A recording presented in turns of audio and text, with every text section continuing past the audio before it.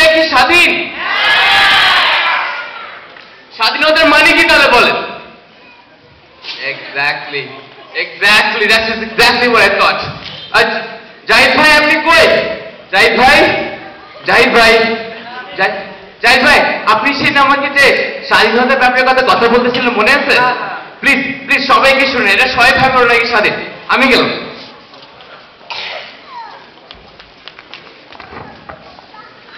7 কোটি বাঙালি হে বঙ্গজননী, রেখেছ বাঙাল করে মানুষ করণী।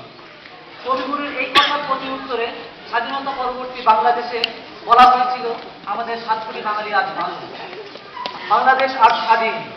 1971 এই বিশ্বের মানচিত্রে আমরা অর্জন করেছি একটি ভূখণ্ড, পেয়েছি একটি লাল সবুজ পতাকা এবং পরবর্তীতে স্বাধীন দেশে জন্মগ্রহণ করার সৌভাগ্য। কিন্তু আমাদের এই স্বাধীনতা একদিনে আসেনি, সেজন্য আমাদেরকে বিসর্জন দিতে হয়েছে অনেক রক্ত, অনেক প্রাণ, যুদ্ধ করতে হয়েছে 9টি মাস। আমরা দেখিনি সেই যুদ্ধ, কিন্তু সেই যুদ্ধের কিছু মর্মস্পর্শ অনুভব আমরা পেতে পারি মুক্তিযুদ্ধদেরই লেখা 71-এর অগ্নিঝরা দিনগুলোর কিছু স্মৃতি থেকে। মুক্তিযোদ্ধা ইসমাত খান তার মাকে লেখা একটি চিঠিতে বলেছিলেন, মা, আমি স্বদেশ জননীর চোখের জল মুছাবার জন্য বুকে রক্ত দিতে এসেছি। তোমার সন্তানকে কি তুমি মুক্তির জন্য উৎসর্গ করতে পারবে না? আর চোখের জল ফেলে না মা, তুমি আমায় আশীর্বাদ করো। অন্যদিকে মুক্তিযোদ্ধা ওমর ফারুক তার মাকে লিখেছিলেন, স্বাধীনতা আসলেই আমি আপনাদের বুকে ফিরে আসব। স্বাধীনতা ঠিকই এসেছিল, কিন্তু ওমর ফারুকের আর মায়ের করে ফিরে আসা হয়নি।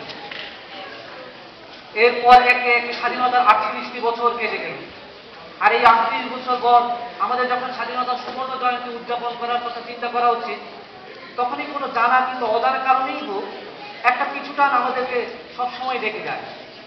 এই স্বাধীনতাই কি আমরা চেয়েছি?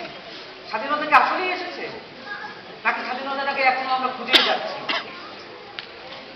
আর যদি তাই না হয়, তবে কেন আমরা নিরাপদে চলাফেরার পর আত্মবিশ্বাস পাই না? সকালে বের হলে কেন আমরা বিকেলে মায়ের করে ফিরে আসার ব্যাপারে নিশ্চিত নই? কেন আমরা সন্ত্রাসীদের হাতে সর্বদাই জিম্মি? কেন প্রতিদিন শত নিরীহ লোক প্রাণ হারায়? কেন আমাদের প্রিয়জনকে নালা নর্দমার পচা দুর্গন্ধ পানিতে গলিত লাশ হয়ে ভেসে উঠতে দেখা যায়? কেনই বা অর্থের লোভে আর অস্ত্রের ভয়ে আমাদের বিবেককে বিসর্জন দিতে হয়? আমরা জানি এই প্রশ্নগুলোর উত্তর কারোর জানা নেই। এমনকি আমাদের জাতীয় উৎসব পয়লা বৈশাখ উদযাপন করতে গেলেও আমাদেরকে শত সহস্রবার চিন্তা করতে হয় বোমা এবং গ্রেনেড হামলার কথা। কেন এমন হয় একটি স্বাধীন দেশে? আসলে আমাদের স্বাধীনতা যেন থেকেও নেই। আমাদের স্বাধীনতা শুধুমাত্র তথাকথিত কিছু আনুষ্ঠানিক বেড়াজালের শিকলে বন্দী। আমরা এখন আর ব্রিটিশ কিংবা পাক শাসন আমলের পরাধীন নই, কিন্তু স্বাধীনতার 38 বছর পরেও আমরা যা করছি তা কোনো অংশেই পাক হানাদার বাহিনীর বর্বরতার চেয়ে কম নয়। কি করিনি আমরা? এমনকি কোনো কোনো ক্ষেত্রে তা পাক হানাদার বাহিনীর নৃশংসতাকেও ছাড়িয়ে গেছে, আর দেশ হারিয়েছে তার বীর সন্তানদের। এই কোন পথে এগোচ্ছি আমরা?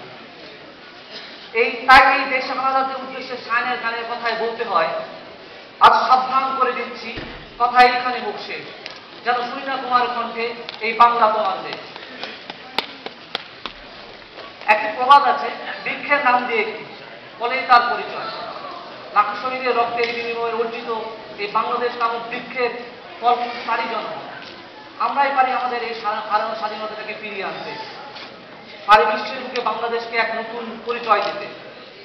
একটা কথা আমাদের খেয়াল রাখতে হবে, স্বাধীনতা অর্জনের চেয়ে তা রক্ষা করা কিন্তু অনেক কঠিন। আর এই কঠিন বাস্তবতার মুখোমুখি আজ আমরা দাঁড়িয়ে। আমরা যদি অনুভব করতে পারি আমাদের চিন্তা, চেতনা এবং মেধাকে শুধুমাত্র দেশের কল্যাণার্থে নিয়োজিত করতে হবে, তাহলে সেদিন আর খুব বেশি দূরে নয় যেদিন আমরা আমাদের স্বাধীনতাটাকে সত্যিকার অর্থে উপলব্ধি করতে পারবো আর গড়ে তুলতে পারবো জাতির বহুদিনের লালিত স্বপ্ন একটাই সুন্দর এবং সুনির্ভর বাংলাদেশ। আর হয়তোবা তখনই আমরা কণ্ঠে কণ্ঠ মিলিয়ে বলতে পারবো, একটি বাংলাদেশ, তুমি জাগ্রত জনতা, সারা বিশ্বের বিস্ময় তুমি আমার আকাঙ্ক্ষা। সবাইকে স্বাধীনতা দিবসের শুভেচ্ছা রইল। ধন্যবাদ। ধন্যবাদ